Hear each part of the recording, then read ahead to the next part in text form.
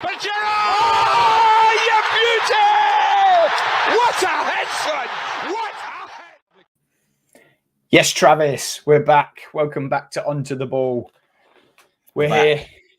We're back. Manchester United are back. Eric Ten Hag is back. Man United are back. Back to winning ways. The top four hunt is back on. And Travis's hand is not shaking as much anymore in terms of Champions League qualification. The composure was always there, lad. It was always there, brother. Yeah, I'm gutted. I was watching that game just thinking, come on, please just go one each just for me. Yeah, you just wanted a draw, didn't you? Just to make the stream that little bit littier. I was praying that please just go on this stream with a W. We needed that W today. So yeah, I'm buzzing. I'm absolutely delighted with the 3 points. Delighted, mate. I'm just looking at the league table now. Oh no, hang on. Is that not? I don't think it's updated. Okay. Yeah, it has now. Back into fourth, Newcastle. Flying. 5-1 flying. 5-1. 5-1. They've got some firepower, haven't they? Oh, it's mad. It's mad. They're coming. We've spoke about the business end of the season, haven't we? And how Man United might look a bit exhausted and they're not bringing it in the business end. But Newcastle are the epitome of bringing it in the business end. Yeah. They look rejuvenated, revitalized. 5-1. I had it down as 2-2 on Super 6. So I'm a bit gutted I missed out on some points there. But anyway, back to Man United. How did they play? Are they back? Yeah, first off, we when we discussed Sunday when I was seething after the Newcastle game, I says he's got to change Weghorst. And it's as if his ears were burning. It was the only change that he made. And a lot of people question, should he have made more changes or not?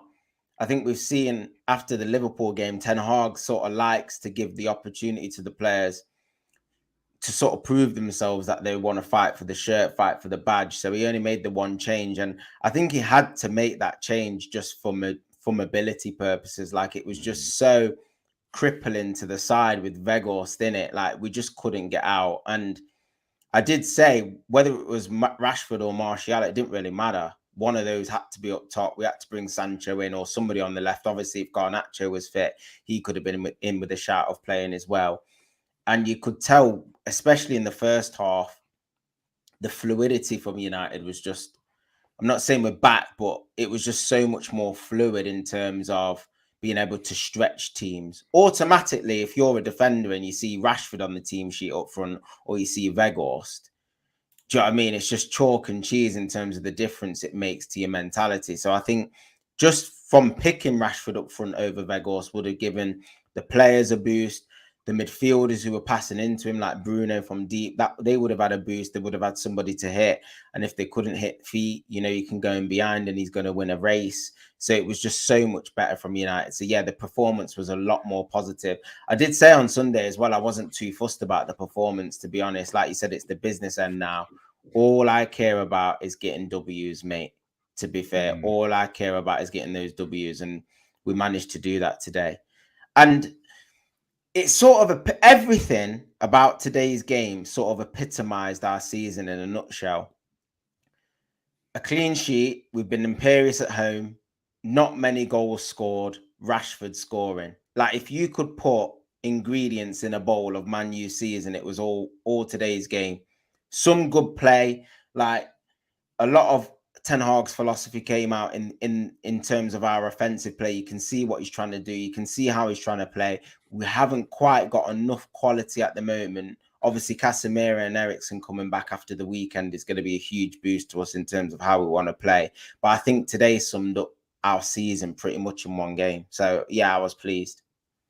What was Rashford's goal like? I didn't actually see the first half. I was at the kids' training. As you see, I'm repping the Corby Town badge. Nice.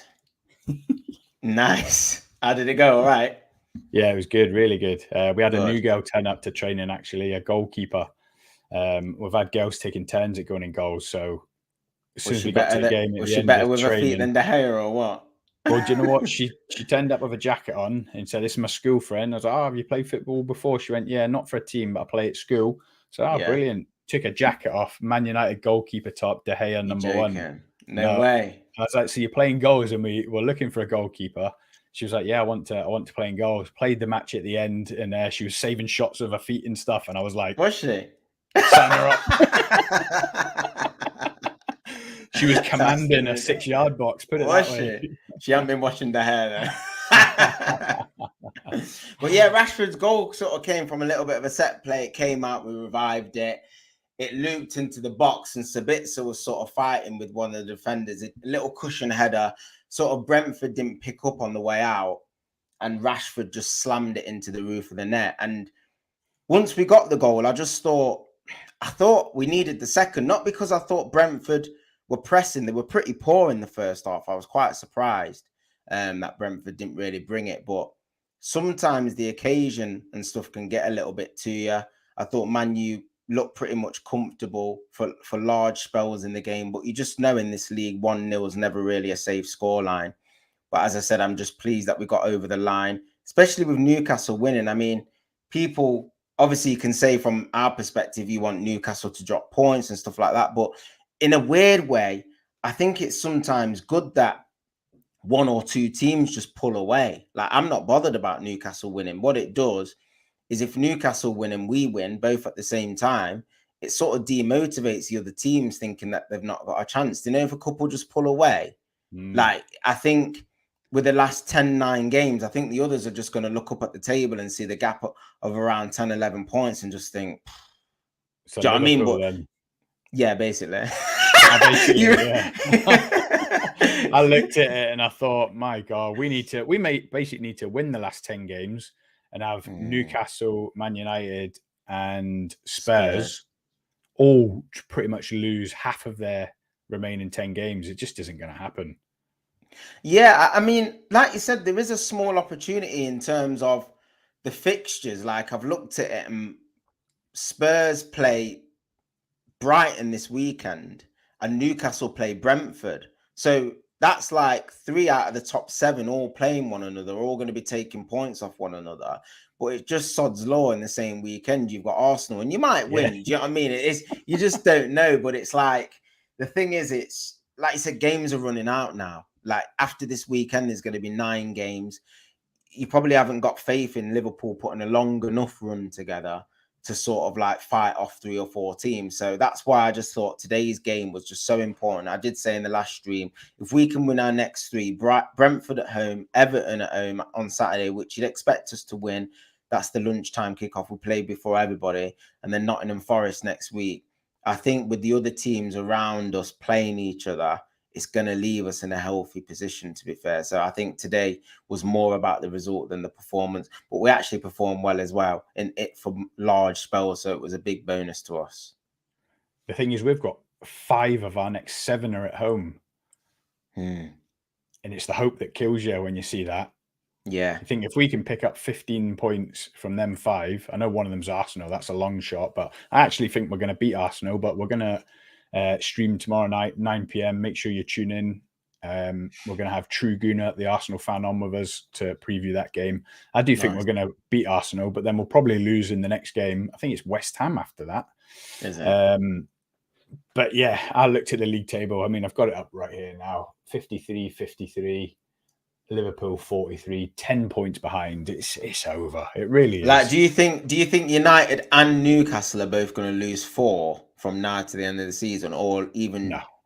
Do you know what I mean? That's the thing. That's the difficulty. Then you got Spurs. Brighton have got a couple of games in hand as well. They're dangerous. If Brighton can go and get a win at Spurs, they're massively in the hunt as well. They're a dark horse that you need to look out for as well.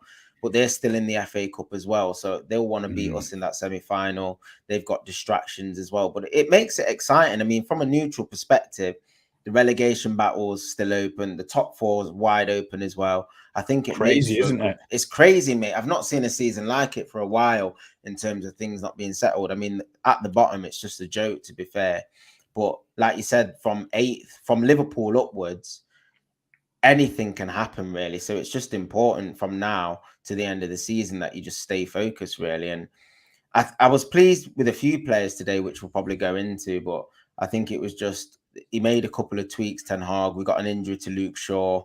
as well, which looked like a hamstring, so it could be a couple of weeks for him. Malacia came and was tidy. I think he's a good understudy for Luke Shaw as well. So a fairly good night all around for United. Ravi's in. Thanks for joining again, Ravi. Top man. He says he only saw the last 10 minutes, thought United looked shaky. Were they hanging on in the end, Trav? Not like backs to the wall, hitting the bar, De Gea making loads of saves. I think it was a bit of nerves. I think, obviously, we've going to be at 1-0, isn't it? Yeah, exactly. At 1-0, not 1 in 3, not scored, apart from tonight.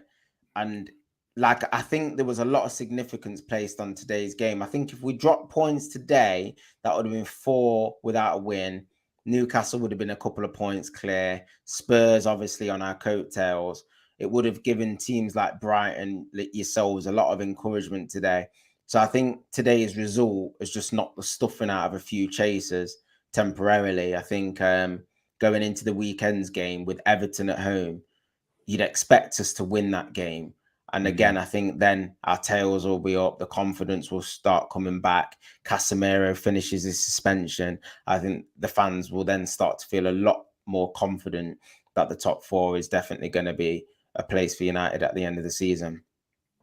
I hate it. When's Casemiro's ban finish? And after the Everton game. How just cope with him without him tonight? McTominay, let's just give me the McTominay lowdown, basically. Mate, I think, well, obviously, I think Ten Hag learned his lessons from Sunday. There was no way he was going to start in the hole. He started deeper, which you could predict. He started deeper with Bruno, and I think Sabitzer was the one that was sort of given that license to join in and get forward and stuff, which you can do. He is a proper box-to-box midfielder. He probably doesn't. I think people envisage him as sort of a defensive type player, somebody who likes to get a foot in, which he does, but he's got a good passing range as well. He's not like a creative Cam type player, but he has got a good passing range. He'll get involved. He set the goal up. And he's a bit of an all-rounder, and I think he's playing for his place as well. I don't think Bayern Munich are going to want him back at the end of the season. I think the price touted for him is around £20 million, which isn't too bad at all. I think we need another midfield. We need a midfielder that's going to be the main man next to Casemiro. So I think it all depends on where United are going to prioritise their budget. Obviously, a striker and a midfielder is going to be the main signings that I think we're going to make this summer.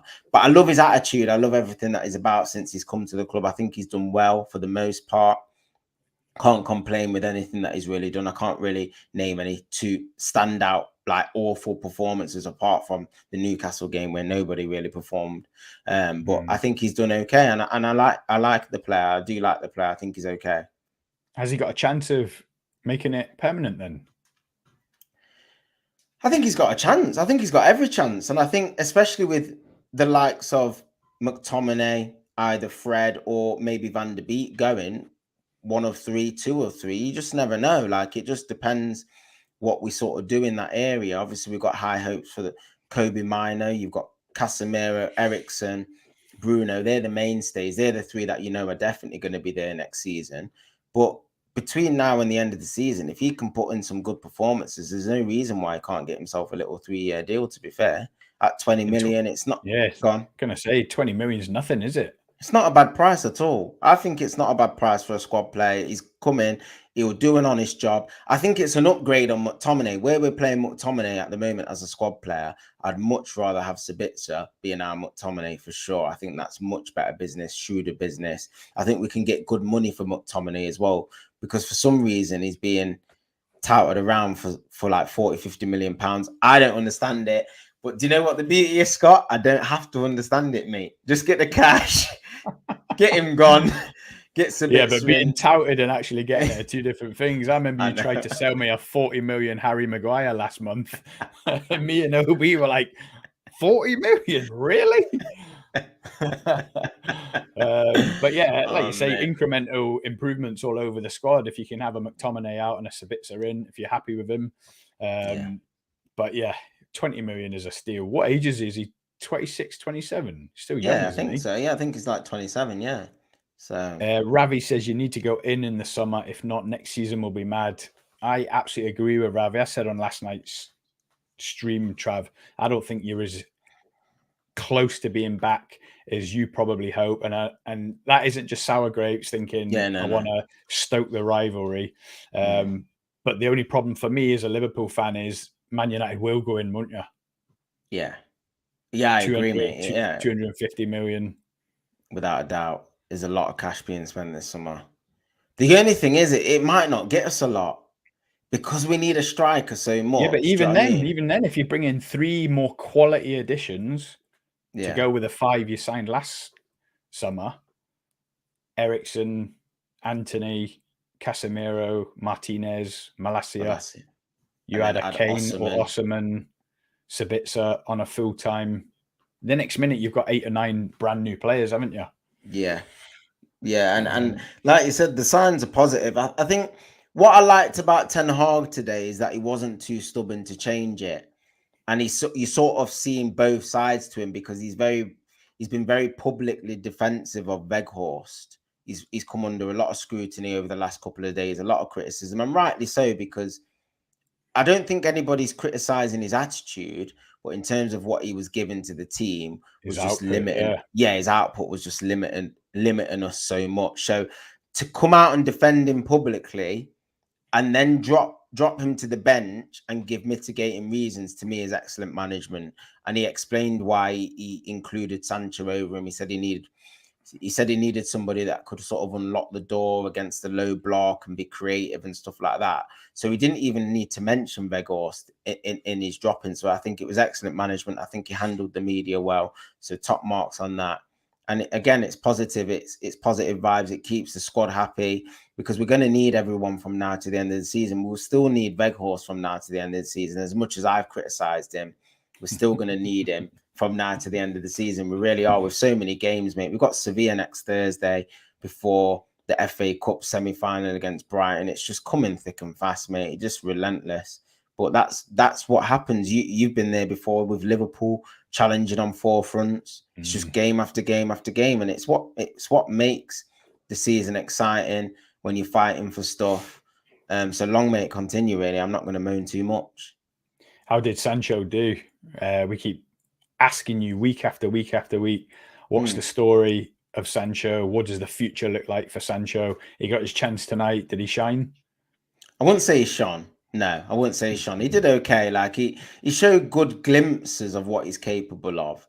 Again, Ten Hag said before the game he's sort of getting up. Well, I say getting up to speed. He should be there by now. He's been there a long time. Do you know what I mean? We're not going to have too much more patience with him, but I think he did all right. I'd like to see him get a run of games though. I think with Casemiro and Eriksen back, Bruno, and then a Sancho with Rashford up top or a Martial up top, I think you would see a lot more consistent Sancho, without a shadow of a doubt. Coming in every now and again is just not going to help that type of player he is. He needs to be getting regular continuity because he builds relationships. When he was at Dortmund, he was linking up with Haaland and stuff like that. It was like telepathic. I think he's one of those players that can't be in and out the team to see the best out of him. But for me, who stood out was Anthony. The balance he gives us. Yeah, he was actually going on the outside this time because he's just normally all left foot. He was going out on the outside, getting crosses in with his right foot. So I think obviously Ten Hag's been trying to coach that into his game. So I think he was the big plus that came out of the game today. So I was pleased with Anthony.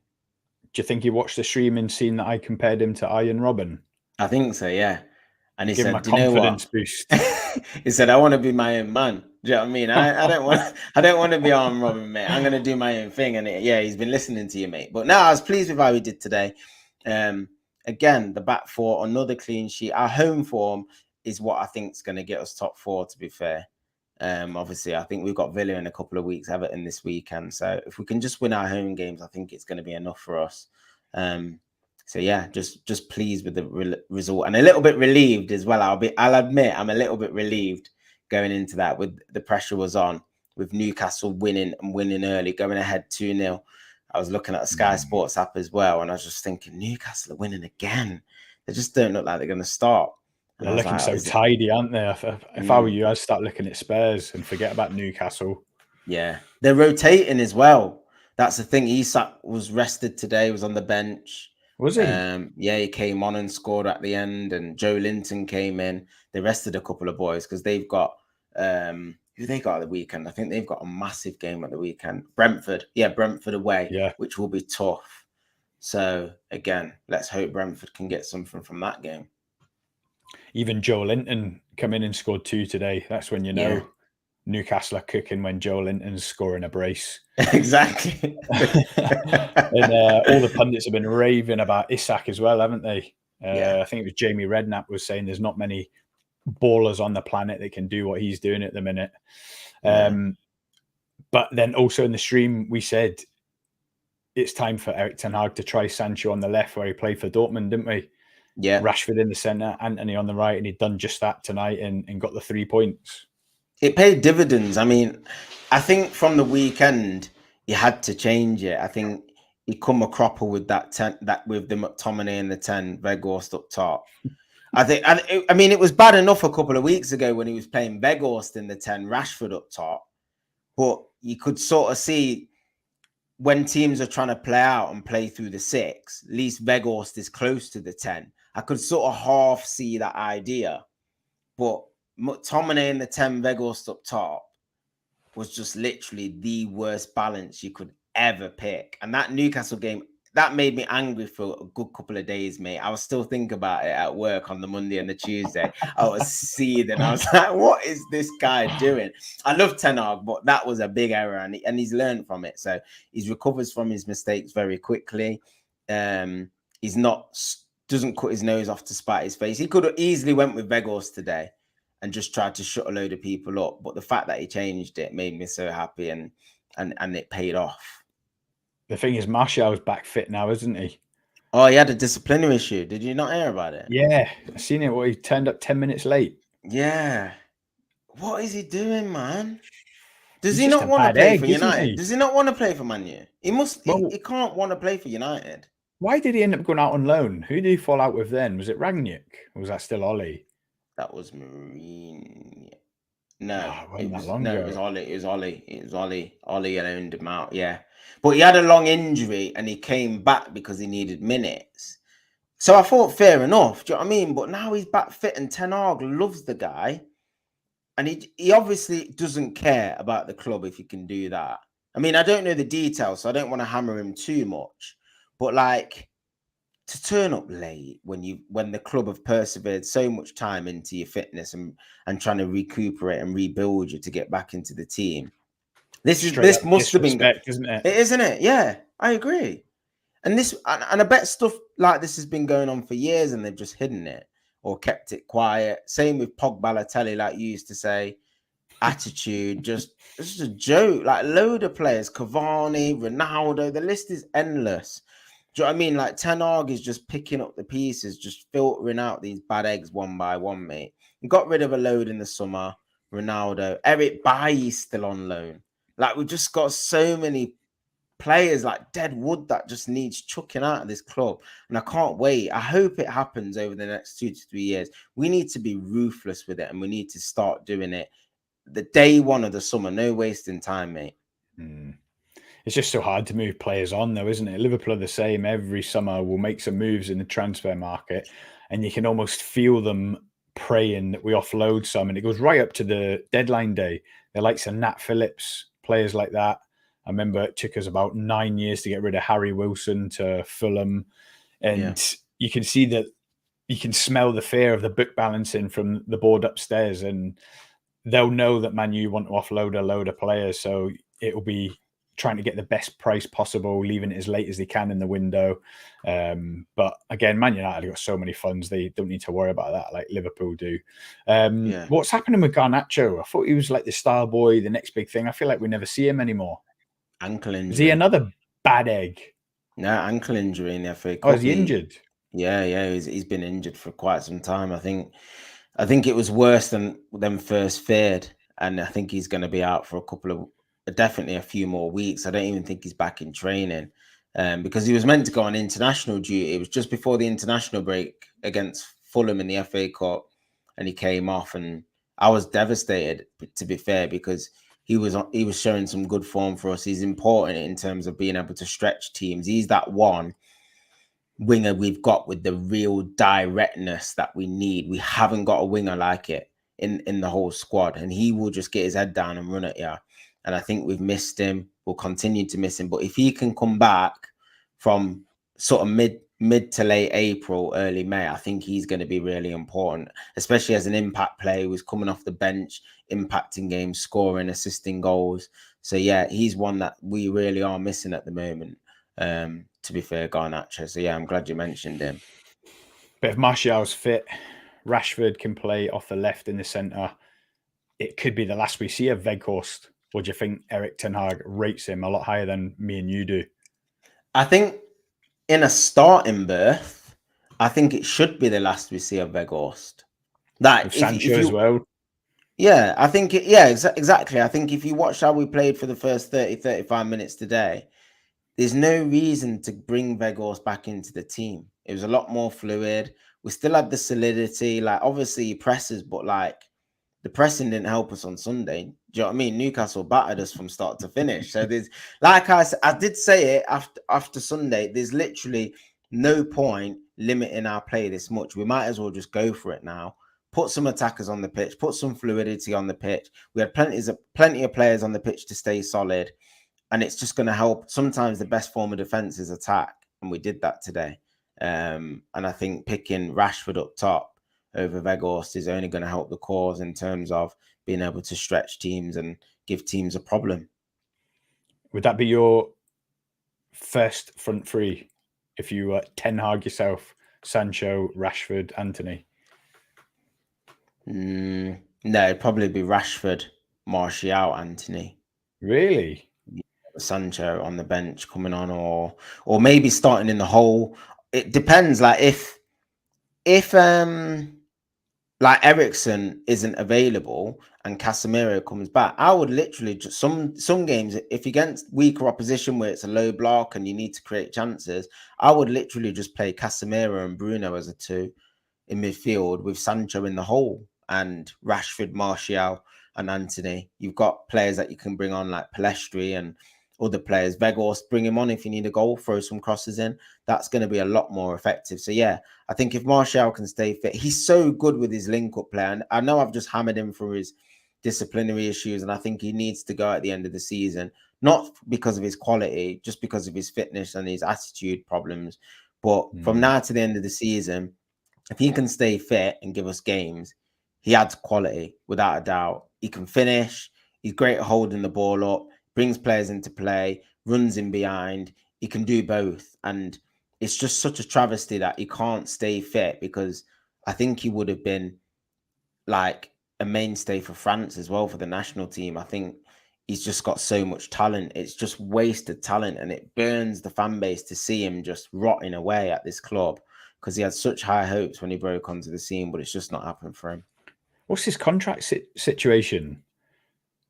Mate, it seems like he's been there for like 50 years, bro. Yeah, I don't even know. I really don't know. I couldn't tell you. He's got to be close now, because I've never seen him sign a new deal. I've never actually seen him sign a new deal, but he must have, because he came under Ten Hag. So he must have signed an extension, or we must have triggered a clause or something. But I've never actually seen him get a proper contract extension, like a 3 or 4 years. I don't think I've ever seen him get a new deal like that. So we must have triggered a clause which has kept him for like an extra year or something. He would have signed a 5-year when he came, because he came for a big time, money. isn't it? Well, when was 2016? Van Gaal, you mean? Yeah, Van Gaal. Yeah, sorry. Yeah, Van Gaal. Sorry, mate. 2016, I'm sure it was, when we had Christian Benteke. Yeah, it was. 2015-16. So that's 7 years. So he must have signed a 5-year, and then we must have triggered a clause which added it like an extension of like a year. This is probably his last year, yeah. So again, we're not going to get big bucks for him. I mean, Sevilla, the loan at Sevilla went absolutely terribly, to be fair. They couldn't wait to get rid of him. He started all right, mate. He started well, scored a couple of goals, and then got injured, didn't play. Same as United. Was he injured in Sevilla? Yeah, got injured, Jesus mate. Christ. Would he rip his tights? Right, mate. McTominay in League 2. Wow. Ravi is totally written off McTominay. Newcastle are not spending 50 million on him, according to Ravi. No, mate. Right, mate. Get a good night's sleep, yeah? We've got a big stream tomorrow. Sounds good. Man United versus Everton, Liverpool versus Arsenal. True Gooner, Josh is joining us. 9 p.m. tomorrow night. It's going to be a good one. A Tasty big weekend of ball. Tasty one. But yeah, if you've joined the stream, don't forget to smash that like button. If you're new to the channel, hit subscribe if you like what you heard. And myself and Travis will see you on the next one. Cheers, guys. Nice one. Cheers, Trav. Cheers, mate. But Gerrard! Oh, you beauty! What a